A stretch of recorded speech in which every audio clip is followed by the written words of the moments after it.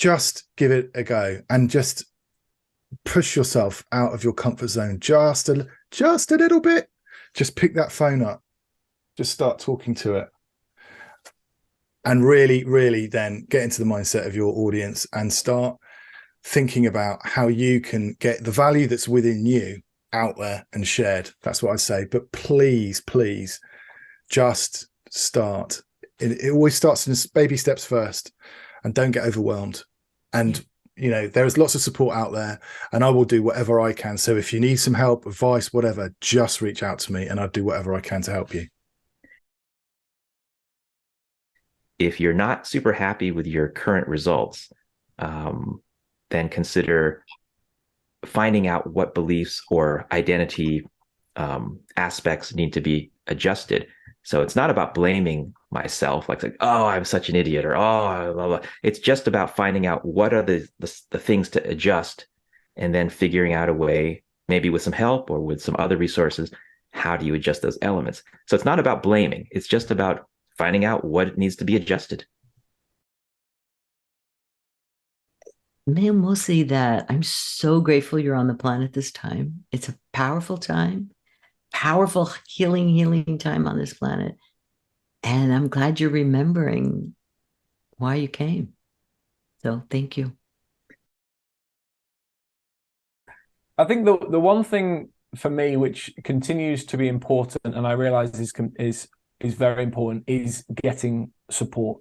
I mentioned right at the start that this journey would not have happened if I hadn't have encountered that person. Being out of the country and leaving my job got me out of my comfort zone. Mm-hmm. Having a conversation with somebody in a totally different industry, in an area that I wasn't experienced with, got me out of my comfort zone. But I've realized over the past 5-6 years that to continue to be able to progress, it's very much been about education, about learning, about getting support, being around the right people. And the one thing I would advise, whether it's around Instagram, whether it's any type of business area, or anything in life really, is getting support, getting a coach, and working with somebody closely that can help you get to where you want to get to. Yes, and I am totally an advocate for that too, because I tried to do things on my own and that was a hard way. So now I'm always like looking forward to getting support and also encouraging other people to have support. And that was one of the inspiration also for these interviews, to just sharing the message that help is available.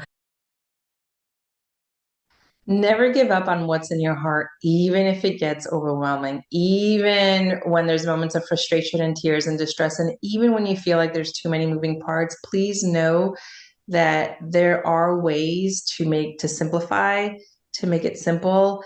And if you don't know the how, just get the support to figure out the how, but just know to never throw in the towel, because if you can keep it going, you will model for everyone else in our upcoming generation what that looks like, to just keep going after their dreams and not let everyday life stand in their way. So that's like my biggest message that I hope for all of us. I feel like if women can overcome what they're being faced with right now that I shared with before, we can all learn from each other and model it to each other and pay it forward to each other and rise together and help the next line of women rise with us.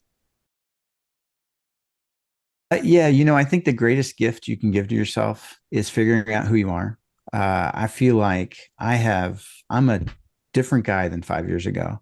I no longer have conflict in my life at all. My wife and I have been married for 33 years, and the last 5 years has been amazing. We really have eradicated conflict. And so it's amazing to figure out who you are and have somebody alongside you to really become who you are and get rid of limiting beliefs, reduce conflict, and really just love life, because you no longer are frustrated by people telling you who you are, thinking you have to be somebody you're not. So that would be my encouragement. Do your best to love each other. The world can use it. Beautiful. Even the people you don't like, the people you think that are ruining the world, love them too. They need it. We all can change our money story. We all can get into an abundance mindset. Your financial reality is intertwined with your life experiences. And money isn't evil, and you really need to get over that. Money is just energy, and it's an exchange for services, and it's based on trust rather than on intrinsic value. And life happens for you and not to you.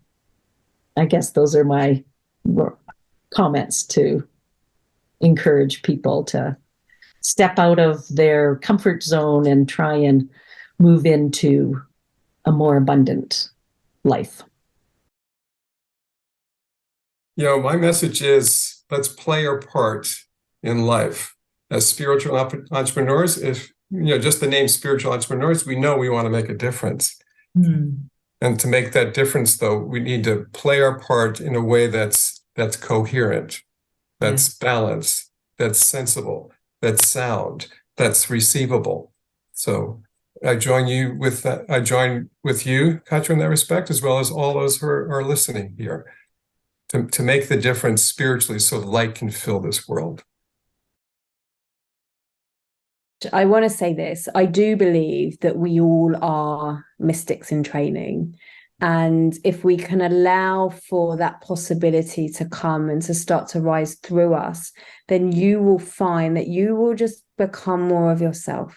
And as you become more of yourself, you will find that things just start to flow for you easier. And as things flow for you easier, things will improve. Your relationships, the way that you show up, the way that you act, the way that the universe responds to you.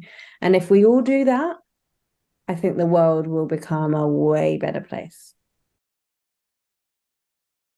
As you're building this business, whatever the business is, build a life and let the business support what it is and how you want to live.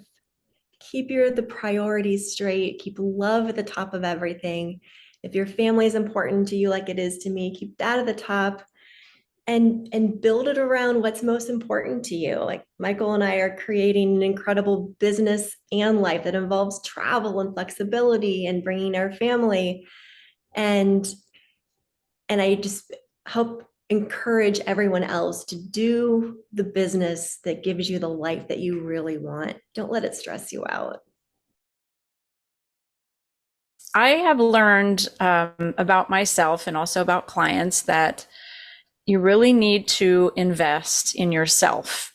Self-care is more than just going for a massage or, getting your hair done and nails done. It's really investing the time, the energy, and the money even in, doing that deep work, getting that therapist or that coach or that functional medicine doctor that's going to get to the root of the problem and not just cover it up with the medication, not cover up the symptom, really to invest in yourself. So there's three things: invest time, invest energy, and sometimes we have to pay out of pocket for things. Not everything is going to be covered by insurance, and sometimes it is worth it. At least that's what I've learned for myself, is that I will pay out of pocket. I will drive farther for a good quality practitioner. And sometimes that's just what we need. Yeah. And that is putting yourself in that priority list on the top, so you can take care of you, and that way you can take care of others and help and serve in the world.